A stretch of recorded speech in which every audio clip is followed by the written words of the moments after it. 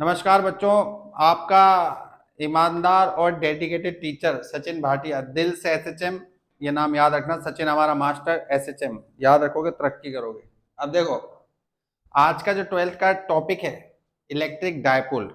आज अपन को electric dipole की इलेक्ट्रिक फील्ड, उनकी सिमेट्रिक, उनके अलग अलग प्रोफाइल केस जो होते हैं एक्सियल इक्वेटर, उनके डेरिवेशन करने हैं, जो सीबीएसई में काम आएंगे अपने। ठीक है ना, इवन आरबीएसई पूछे जाते हैं, राइट। अब देखो, पहली बात जो अपन डिस्कस करते हैं कि जो डायपोल होता है ये होता क्या है बेसिकली। ठीक है, जो डायपोल है बेटा, वो डायपोल होता ही क्या है। अब देखो, सुनना भाई बहनों ध्यान से, कि सपोज करो कि आपके पास ये एक बॉडी है जिसमें सेम अमाउंट का प्लस और माइनस चार्ज है, इक्वल अमाउंट का प्लस और माइनस चार्ज है। अगर एक इलेक्ट्रिक फील्ड इस तरीके से अपन लगाएं, एक्सटर्नल इलेक्ट्रिक फील्ड, अगर अपन एक एक्सटर्नल इलेक्ट्रिक फील्ड इस तरीके से लगाएंगे, तो जो प्लस वाला चार्ज है, जो प्लस वाला चार्ज है वो इलेक्ट्रिक फील्ड के अलोंग होगा, और माइनस वाला जो होगा वो इलेक्ट्रिक फील्ड के अपोजिट होगा। ठीक है, अब क्या होता है बेटा कि हर चार्ज की अपनी खुद की एक फील्ड की शेप होती है, वो स्फेरिकल होती है, राइट। ये आर है, ये आर है, ठीक है। अब देखो बेटा, तो इनके बीच की डिस्टेंस क्या हो गई, 2r, है ना। तो डायपोल वर्ड जब भी तुम्हारी जिंदगी में आए तो तुम्हें इस तरीके से ध्यान देना है, इस तरीके से देखना है कि डायपोल वर्ड जब भी आए ऐसे देखना है, इनके बीच की डिस्टेंस क्या हो गई, d। ठीक है, तो इस डायपोल पे ऑब्जर्व करो आप, डायपोल पे टोटल चार्ज कितना है, 0। जितना प्लस है उतना माइनस है। इन दोनों के बीच की डिस्टेंस को बोलते हैं डायपोल लेंथ।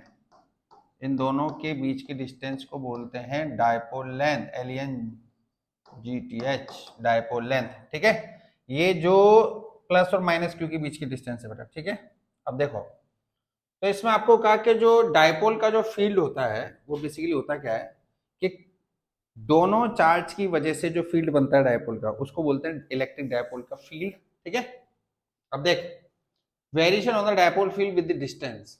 अब वो आपसे बोलते हैं कि भाई जैसे मान ले कि एक पॉइंट चार्ज है, उसका इलेक्ट्रिक फील्ड अपन ने पढ़ा k क्यूब r स्क्वायर होता है, तो डायपोल की वजह से भी कुछ ना कुछ होना चाहिए। ठीक है, तो इसमें क्या लिखा हुआ है, the total charge of an electric dipole is 0। बिल्कुल सही बात है, but the electric field of an electric dipole is not 0 because the charges plus q are separated by some distance. वो कह रहा है कि साहब हर चार्ज, टोटल चार्ज देखो तो डायपोल का 0 है, बट इलेक्ट्रिक फील्ड तो 0 नहीं है ना, क्योंकि हर चार्ज का इलेक्ट्रिक फील्ड अलग अलग होता है। देख लिखो, पहला केस, फर्स्ट हेडिंग लगाओ। फर्स्ट हेडिंग आपको दे रखी है बेटा, electric field due to dipole at an axial point. ठीक है, ये आपको फर्स्ट हेडिंग दे रखी है, electric field due to dipole at an axial point. अब इस हर वर्ड का मतलब उन्हें क्लियर होना चाहिए, एक्सियल पॉइंट का मतलब क्या होता है, डायपोल का मतलब क्या होता है। ठीक है, देखो इसको हम प्रॉपर तरीके से करते हैं। सबसे पहले आप ये देखो बेटा, ये है माइनस क्यू, ये है प्लस क्यू। ठीक है, ये सेंटर पॉइंट है, ये एल है, ये एल है। अब ये एल एल क्यों है, क्योंकि मैंने आपको बताया था प्लस क्यू और माइनस क्यू चार्ज जो है एक दूसरे से फिक्स डिस्टेंस पे होते हैं, उसको क्या बोलते हैं, डायपोल लेंथ बोलते हैं। अब इसके सेंटर से आर डिस्टेंस पे एक अपन ने पी पॉइंट लिया, जिसको ऑब्जर्विंग पॉइंट बोलते हैं। ठीक है, यहां पे टेस्ट चार्ज रखो। ठीक, प्लस क्यू वाला इस टेस्ट चार्ज को रिपेल करेगा, अट्रैक्ट करेगा, बताओ। प्लस क्यू वाला टेस्ट चार्ज को, भाई ये प्लस है, टेस्ट चार्ज भी क्या होता है, प्लस होता है ना, रिपेल करेगा। तो इसका जो इलेक्ट्रिक फील्ड है प्लस वाले का, वो अपन ने मान लिया E1। प्लस क्यू वाला टेस्ट चार्ज पॉजिटिव होता है, तो प्लस क्यू वाला टेस्ट चार्ज को रिपेल करेगा, E1 आ गया। ऐसे ही माइनस क्यू वाला जो है वो इस टेस्ट चार्ज को अट्रैक्ट करेगा, वो ये आ गया। ठीक है, अब electric field for a point charge का फॉर्मूला क्या होता है बताओ। Electric field for a point charge का फॉर्मूला क्या होता है, k क्यूब r स्क्वायर होता है ना। तो दिमाग लगा के बताना, q चार्ज से इस p पॉइंट पे इलेक्ट्रिक फील्ड बताओ क्या होगा। इसमें लिखा जाता है electric field due to charge plus q। Electric field due to charge plus q की वजह से पी पॉइंट पे इलेक्ट्रिक फील्ड का फॉर्मूला क्या होता है, बताओ। देखो प्लस क्यू से पी की डिस्टेंस कितनी है, प्लस क्यू से पी की डिस्टेंस कितनी है बेटा, के क्यू अपॉन, देख आर माइनस एल है कि नहीं है, देख ध्यान से, आर माइनस एल का होल स्क्वायर, और ये पॉजिटिव एक्सिस क्या लॉन्ग आया ना, क्लियर है कहानी। अब देख उसके बाद, अब देख बेटा, electric field due to charge minus Q की वजह से बताओ पी पॉइंट की डिस्टेंस कितनी होगी, इलेक्ट्रिक फील्ड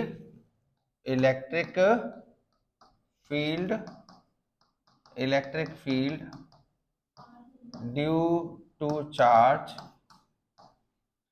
माइनस क्यू की वजह से इस पी पॉइंट की डिस्टेंस कितनी होगी, देखो K Q upon R plus L का होल स्क्वायर, ये माइनस आई कैप हो जाएगा, हाँ या ना,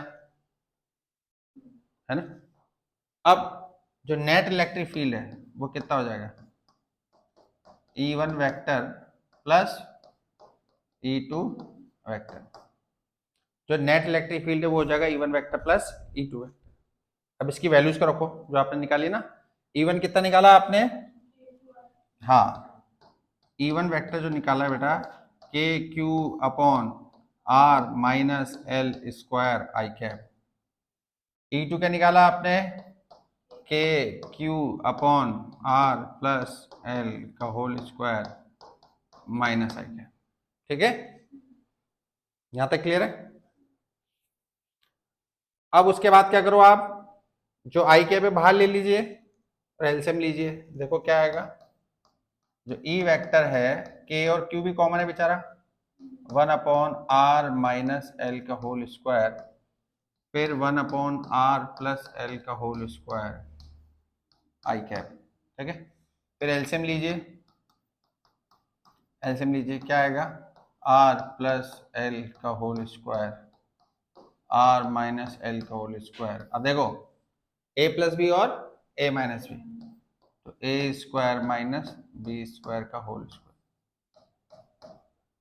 ठीक है, A square minus A plus B minus B हो जाएगा ना। अब इसको एक्सपेंड करो बेटा आइडेंटिटी से, ए प्लस बी का होल स्क्वायर क्या आएगा, A square plus B square plus 2ab, एक तो ये, और ये A square plus B square minus 2rl है ना, और ये R square minus L square का होल स्क्वायर, ये आई कैप है, ठीक है। अब ये माइनस साइन को अंदर भेज, जो कट रहा है उसे काटेंगे, क्या आएगा देख भैया, माइनस ब्रैकेट, हाँ जब आप इसको ब्रैकेट के अंदर भेजोगे माइनस, तो आ जाएगा K Q R square plus L square plus 2rl, फिर minus R square minus L square और 4rl, ठीक है। अब नीचे R square minus L square का होल स्क्वायर, ठीक है। अब उसके बाद देख के क्यू 2rl और 2rl क्या होगा, सॉरी यहाँ 2 आएगा, हाँ 2rl क्या आ जाएगा, 4rl, तो R square minus L square का होल स्क्वायर आई कैप। अब इसके बाद देख अपन को इसमें एक टर्म बनानी है डायपोल मूवमेंट की, इसके बाद कंटिन्यूएशन में देखो, कंटिन्यूएशन में लिखना पड़ता है कि सेंस जो इलेक्ट्रिक डायपोल मूवमेंट होता है वो बेचारा क्या होता है, क्यू इंटू 2l क्या होता है देखो बता दो, ये माइनस क्यू है, ये प्लस क्यू है और ये 2l है, ठीक है। ये डायपोल के दोनों चार्ज के बीच का सेपरेशन 2l हो गया ना, माइनस क्यू और प्लस क्यू। अब यहाँ पे जो अपन ने फॉर्मूला डिराइव करा है, अपन को इसके लिए देख मैं क्या कर रहा हूँ, जो 4rl है, 4rl है, मैं क्या कर रहा हूँ इसमें से 2l तो इसको दिया और 2r इसको दिया, ठीक है, तो L square minus R square, sorry R square minus L square का होल स्क्वायर आई कैप, हाँ या ना। Q इंटू 12 क्या होगा P, तो 2 K P R square minus L square का होल स्क्वायर। ये फॉर्मूला किसका डिराइव हुआ है? एक्सियल का। ठीक है, ये फॉर्मूला डिराइव हो गया एक्सियल का। अब क्या होता है, ये लिख ले। अब देख, एक वर्ड होता है आइडियल डायपोल और पॉइंट डायपोल। ठीक है, आइडियल डायपोल और पॉइंट डायपोल का मतलब होता है, जैसे कोई आपसे पूछना कि आइडियल डायपोल पॉइंट डायपोल का मतलब क्या होता है, कि जब point of observation, when the point of observation is much larger than the size. क्या मतलब है बॉडी लैंग्वेज का, कि भाई ये जो ऑब्जर्विंग पॉइंट है P, ये पॉइंट ऑफ ऑब्जर्वेशन इस डायपोल के साइज से, यह ले ना, RL से बहुत बड़ा हो, तो ये आइडियल डायपोल होता है। इसको बोलते हैं पॉइंट डायपोल, आइडियल डायपोल। ठीक है, अपन को हर डेरिवेशन में ये लगा के लास्ट फाइनल आंसर निकालना है। तो जो आपका इलेक्ट्रिक फील्ड का फॉर्मूला है ना, 2KPR upon R square minus L square का होल स्क्वायर आई कैप। तो CBSE में बेटा आपको आइडियल डायपोल के लिए ये कंडीशन डिराइव करनी है डेरिवेशन में। ये वैल्यू डालिए आप, क्या आएगा बताओ? RL से बहुत बड़ा है, तो बताओ नीचे क्या बचेगा? RL से बहुत बड़ा है, क्या बचेगा नीचे बताइए? L इग्नोर हो जाएगा ना, क्या बचेगा बेटा? E वेक्टर बराबर 2KPR R की पावर 4 आई कैप, हाँ या ना? तो R से R कट जाएगा, 2KP बाय R क्यूब, ये आई क्या? ये फॉर्मूला किसका आ गया? एक्सियल का। ठीक है, एक्सियल का एक और नाम होता है एंड ऑन। एक्सियल का एक और नाम होता है एंड ऑन इलेक्ट्रिक फील्ड। यहां तक क्लियर है कहानी? चले आगे। अब देखो उसके बाद, अब अपन नेक्स्ट हेडिंग लगाओ बेटा, electric field due to dipole at an equatorial point, है ना? इक्वेटोरियल पॉइंट का आपको जो है डेरिवेशन करना है। ठीक है, इसको एक और नाम होता है equatorial, broad on, BROAD, broad on एक और नाम।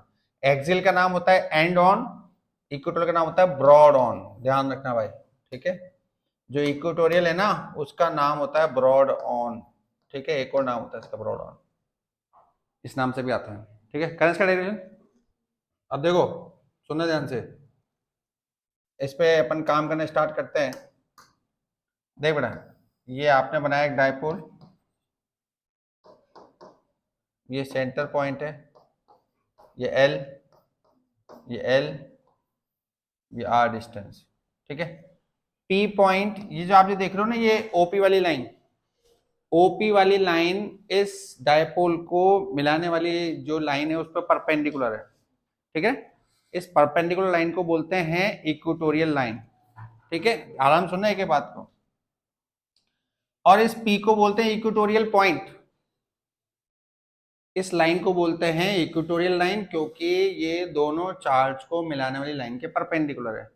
और इस P को बोलते हैं बेटा इक्वेटोरियल पॉइंट। अब हमें क्या करना है, इस पे टेस्ट चार्ज रखना है। किस पे, किस पर रखना है टेस्ट चार्ज अपन को? इस P पॉइंट पर। यहां पर टेस्ट चार्ज रखोगे तो प्लस Q वाला टेस्ट चार्ज को रिपेल करेगा ना, हाँ या ना? माइनस Q वाला बेचारे को अट्रैक्ट करेगा। अब देखो, तुम्हें CBS, तुम्हें कैसे पता चलेगा तुम सही कर रहे हो गलत कर रहे हो? क्या होता है कि E1 E2 दोनों को इनिशियल वेक्टर है बेसिकली, इनके हेड पर परपेंडिकुलर डालेंगे ऐसे, तो ये जो लाइन आएगी ना, ये जो बीच वाली लाइन है मेरे राजा बेटा, ये जो बीच वाली लाइन है व्हाइट कलर से बता रहे हैं, ये मेरे भाई के, ये जो एंगल है ना ये ट्रांसफर हो जाना चाहिए यहाँ पे, ये पैरेलल दिखनी चाहिए तभी सही माना जाता है ये। तो E1 का कंपोनेंट यहाँ कौन सा आएगा बताओ?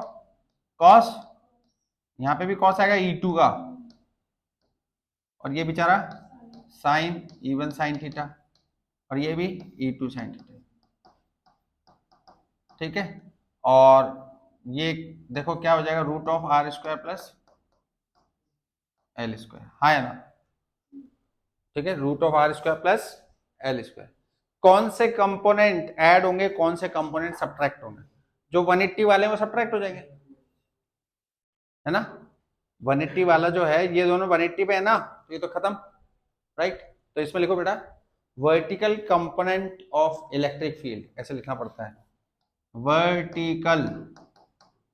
Vertical component of electric field, vertical component of electric field will be cancelled, vertical component of electric field will be cancelled. So net electric field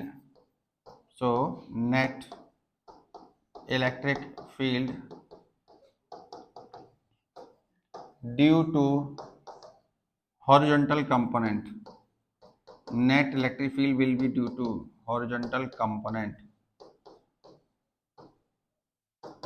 ठीक है भाई। साइन वाले कैंसिल हो जाएंगे ना, साइन वाले कंपोनेंट कैंसिल हो जाएंगे, नेट इलेक्ट्रिक फील्ड किसकी वजह से आएगा, कॉस की वजह से, हाँ या ना, ये बात क्लियर है।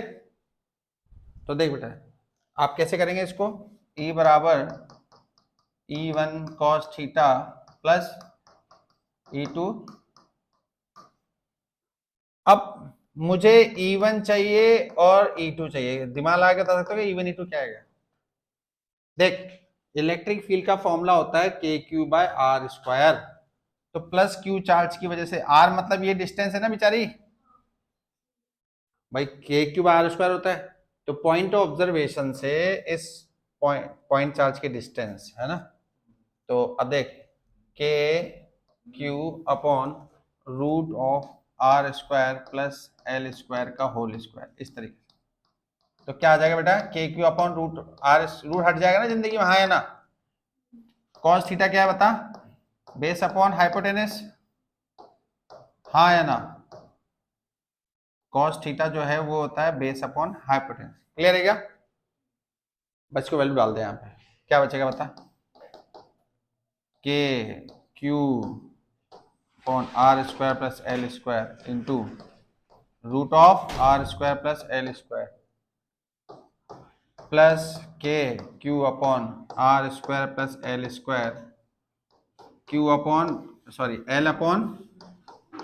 L/√R² प्लस L², इसको सिंप्लीफाइड कर, क्या आएगा बता भाई। ये देख R² प्लस L² की होल पावर 1 है, ये पावर हाफ है,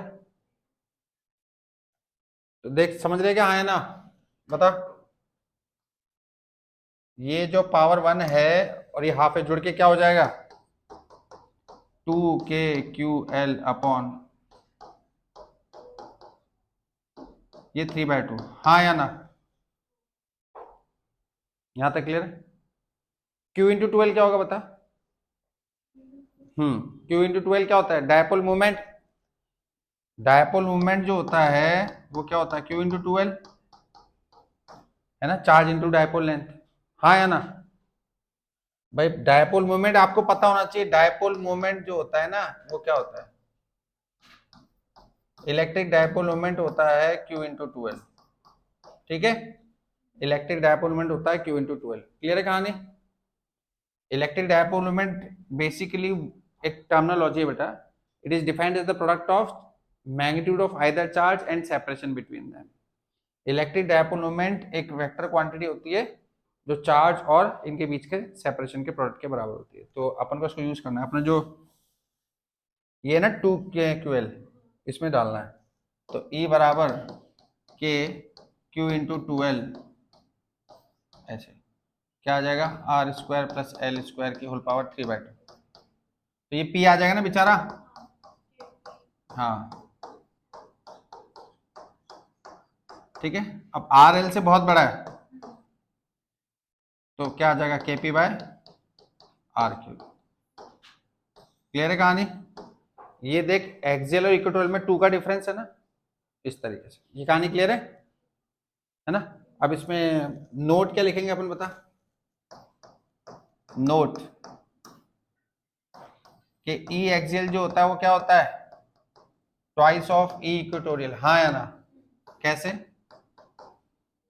भाई, एक्सियल होता है 2KP/R³ और इक्वेटोरियल क्या होता है KP/R³, तो 2 का डिफरेंस है ना। जो एक्सियल का इलेक्ट्रिक फील्ड का फॉर्मूला होता है 2KP/R³ होता है, इक्वेटोरियल का KP/R³ होता है। और एक्सियल इक्वेटोरियल में एंगल कितना होता है बताओ, angle between axial and equatorial, angle between axial and equatorial electric field is 180 degree. ठीक है, तो ये आज अपन ने करा एक्सियल और इक्वेटोरियल का इलेक्ट्रिक फील्ड। नेक्स्ट टाइम में करेंगे अपन टॉर्क के लिए, नेक्स्ट क्लास जो है वो टॉर्क के लिए होगी, उसके न्यूमेरिकल होंगे। तो इस तरीके से अपन न्यूमेरिकल करते रहेंगे। आप बस चैनल को फॉलो करो, और आपको thank you so much, Instagram पे आप लोगों ने हमें इतना प्यार सम्मान दिया है। ठीक है ना, देखो बेटा फिजिक्स इंस्टाग्राम का है। इवन आपको कोई भी डाउट हो तो आप कमेंट में लिख सकते हैं, और डिस्क्रिप्शन में जाके भी मैसेज कर सकते हैं ना, देख सकते हैं। ठीक है, थैंक यू सो मच आप लोगों को, धन्यवाद।